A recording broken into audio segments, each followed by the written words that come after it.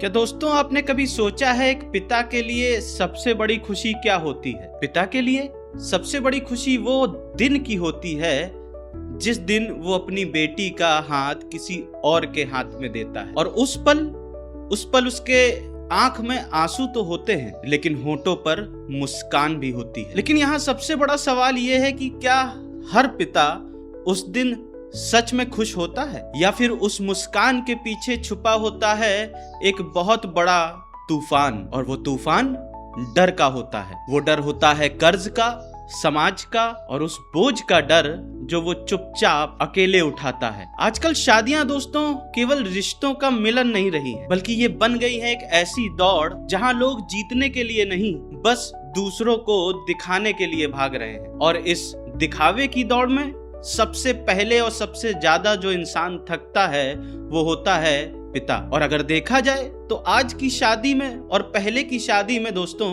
कितना बड़ा अंतर आ गया है, ये बहुत गंभीर है। जो लोग आज शादी में 50-50 लाख रुपए तक उड़ा दे रहे हैं वो भी एक दिन में, कल वही लोग अगर उनका कोई अपना या वो खुद अस्पताल में होते हैं तो 5 लाख रुपए भी नहीं जुटा पाते हैं। क्योंकि दोस्तों सच यही है कि जब मुसीबत आती है तो रिश्तेदार भी काम नहीं आते और ना वो डीजे वाला जो आपकी शादी में बड़े ही अच्छे अच्छे गाने चला रहा था। अगर कुछ काम आता है तो वो आपका बैंक बैलेंस होता है। और मैंने खुद पिछले 5-10 साल में कुछ ऐसे घर देखे हैं जो बेटी की शादी के बाद घर तो रह गए पर घर वाले नहीं रहे। जमीन चली गई, माँ के गहने बिक गए, नौकरी ईएमआई में दब गई, नींद दवाइयों में खो गई और सम्मान में एक ठप्पा लग गया कर्जदारी का। सिर्फ एक शादी दोस्तों, एक शादी पूरे परिवार को 15 से 20 साल पीछे ढकेल देती है। एक समय था दोस्तों जब एक परिवार में 3 ही मौके ऐसे होते थे जो सार्वजनिक होते थे, तिलक, हल्दी और शादी। बाकी जो रस्में होती थी छोटी मोटी वो घर वालों के साथ 4 दीवारी के अंदर 15 से 20 लोगों के साथ ही मना ली जाती थी। मंदिर में सुबह 11 बजे तक फेरे हो जाते थे और शाम तक 50 से 60 लोग खाना खाकर खुशी खुशी अपने घर लौट जाते थे। और खर्चा कितना आता था? 50 से 70 हजार रुपए का। और ऐसे ही पूरी शादी संपन्न हो जाती थी, खुशी से, शांति से और बिना किसी कर्ज के। लेकिन आज दोस्तों, आज वही शादी एक इवेंट मैनेजमेंट कंपनी के लिए प्रोजेक्ट बनकर रह गई है। और यहाँ अगर हम हिसाब लगाएं एक साधारण से मध्यम वर्गीय परिवार की, तो हमको देखने को मिलेगा कुछ वो चीजें जो शायद हम आप नॉर्मली नहीं सोच पाते हैं या उस पर हमारी नजर नहीं जाती है। और आज हम इसी के बारे में बातचीत करेंगे। लेकिन उससे पहले हमारा दोस्तों एक व्हाट्सएप चैनल है, अगर आप उसको फॉलो कर लेंगे तो इस तरह के वीडियो, बाकी खबरें आप तक जल्दी पहुंच जाएंगी। तो चलिए देखते हैं पहले की शादी में और आज की शादी में क्या अंतर है। तो दोस्तों सबसे पहला इवेंट आजकल होता है सगाई का। उसमें रेस्टोरेंट बुक किया जाता है, 50 से 60 लोगों को बुलाया जाता है, उनके लिए वीआईपी खाना बनवाया जाता है और उसमें खर्चा आता है 1 लाख से 1.5 लाख रुपए तक का। फिर आती है एक नई परंपरा, रिंग सेरेमनी का, और इसमें भी दोस्तों आराम से 80 हजार से 1 लाख रुपए तक का खर्चा आ जाता है। उसके बाद आती है गोद भराई में भी दोस्तों लगभग 50 से 80 हजार रुपए का खर्चा आ ही जाता है। उसके बाद आता है लड़के का तिलक। पूरे गांव को निमंत्रण जाता है, डीजे लगाया जाता है, लाइट लगाई जाती है, टेंट लगाया जाता है और इसका पूरा खर्चा आता है 4 से 6 लाख रुपए का। उसके बाद आती है लड़की की हल्दी का फंक्शन, वो भी पूरे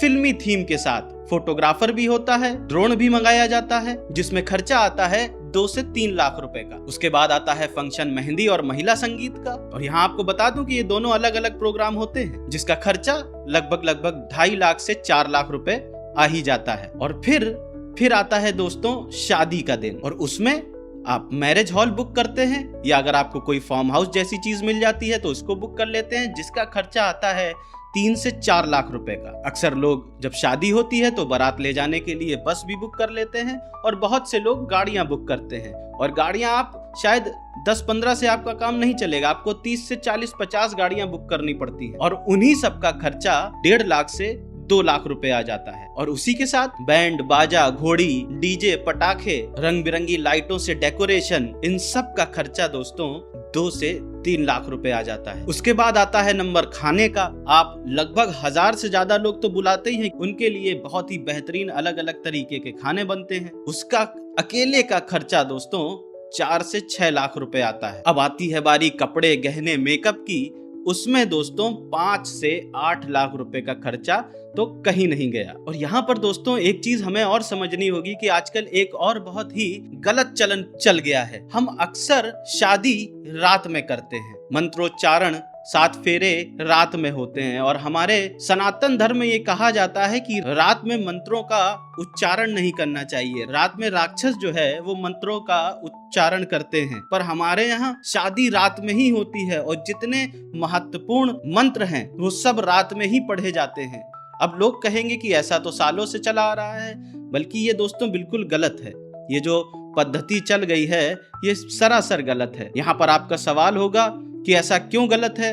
तो दोस्तों ये रात का जो चलन है ये तब स्टार्ट हुआ जब हमारे देश में दोस्तों मुगल आए थे, तो वो हमारी बहू बेटियों को परेशान करते थे, उनको जबरन उठा ले जाते थे। तो हमारे जो पुरखे थे उन्होंने एक व्यवस्था चालू करी नई कि वो रात में चुपचाप तरीके से बच्चियों का विवाह कर देते थे, और वही चलन आज तक चल रहा है। तो मेरी एक और यहाँ पर रिक्वेस्ट है कि शादी अगर करें तो दिन में करें, मंदिर में करें, 10 से 15 लोगों के साथ करें, और लास्ट में उसके बाद नंबर आता है रिसेप्शन का, जहां पर जो मैंने अभी तक आपको बताया है उसको आप एक बार फिर से रिपीट कर लीजिए। ये सारी व्यवस्थाएं फिर से आपको करनी पड़ती हैं, जिसका खर्चा 5 से 7 लाख रुपए तो कहीं नहीं गया, इतना तो होना ही होना है। कुल मिलाकर एक साधारण सी शादी अगर आपको करनी है तो 30 से 50 लाख रुपए का खर्चा आ जाता है, और अगर दोनों पक्षों को मिला लिया जाए तो 60 से 90 लाख रुपए का खर्चा तो कहीं नहीं गया, ये तो मिनिमम है। पर यहाँ दोस्तों सबसे ज्यादा गौर करने वाली बात यह है कि ये सब काम एक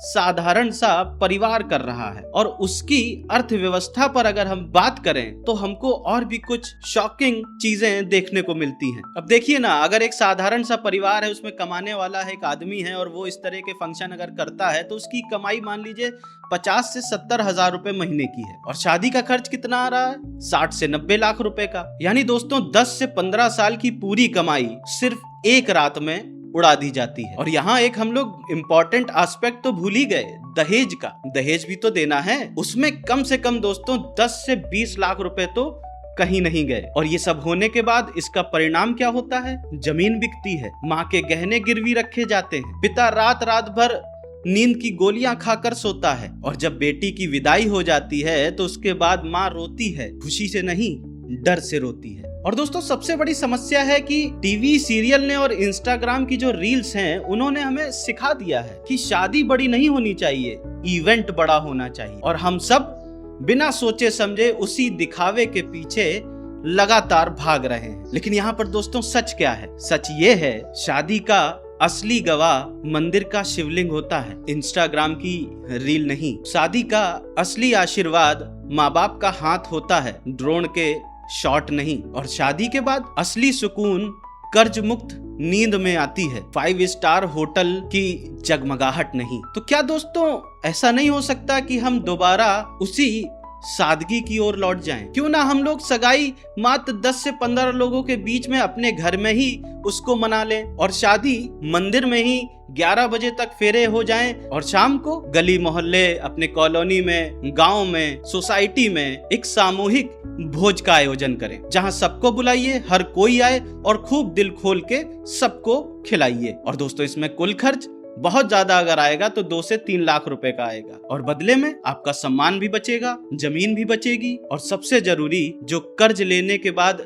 नींद उड़ जाती थी वो नींद भी बचेगी। क्योंकि दोस्तों याद रखिए, जिन लोगों को आप अपनी शादी में बुला बुला कर खाना खिला रहे हैं, और अगर आपको 2 यूनिट खून की भी जरूरत पड़ती है तो उनमें से खून देने के लिए कोई भी नहीं खड़ा होता है। खून देने के लिए वही लोग होंगे जो 10 से 15 लोग आपके बहुत खास हैं, जिनको आप शादी में बिना सोचे समझे बुलाना चाहेंगे। और यहाँ मैं आपको एक बार फिर से याद दिला दूं कि जब मुसीबत आती है तो रिश्तेदार काम नहीं आते, डीजे वाला काम नहीं आता, इवेंट मैनेजमेंट कंपनी वाले काम नहीं आते, काम आता है तो आपका बैंक बैलेंस। और अगर आप भी दोस्तों इस दिखावे से थक गए हैं, इस नकली शान से, तो आज ही ठान लीजिए और ये प्रण करिए कि आने वाली मेरी पीढ़ी की शादी मैं मंदिर से ही करवाऊंगा, वो भी 10 से 15 जो बहुत अपने खास हैं उन लोगों के बीच। और इन सब में जो पैसा खर्च होता था, वो पैसा जब बचेगा तो अपनी बेटी के नाम FD कर दूंगा, ताकि बेटी की जिंदगी शादी के बाद शुरू हो, खत्म नहीं। और यहाँ पर मेरी आपसे रिक्वेस्ट है कि इस बात को, इस वीडियो को हर एक उस पिता तक पहुंचाइए जो रात को जब सोने के लिए लेटा है और छत की तरफ देखकर सोच रहा है मेरी बेटी की शादी कैसे होगी। क्योंकि दोस्तों आज सबसे बड़ा पुण्य यही है, इस समाज को देखते हुए, कि आप किसी पिता को उसकी जिंदगी में आने वाले जो कर्ज है उसके बोझ से बचा ले। आशा करता हूँ ये आज का वीडियो आपको पसंद आया होगा। अगर पसंद आया हो तो जैसा कि मैंने कहा, किन्हीं 2 लोगों को शेयर जरूर करिएगा दोस्तों, ये बात सब तक, सब पिताओं तक पहुंचनी चाहिए। बाकी हमारे सोशल मीडिया हैं उनको फॉलो कर लीजिए, हमारा व्हाट्सएप चैनल है उसको फॉलो कर लेंगे तो इस तरह के वीडियो, बाकी वीडियो आप तक जल्दी पहुंच जाया करेंगे। बाकी आप अपना ख्याल रखिए, मैं जल्दी ही मिलूंगा, तब तक के लिए जय हिंद, जय भारत, नमस्ते।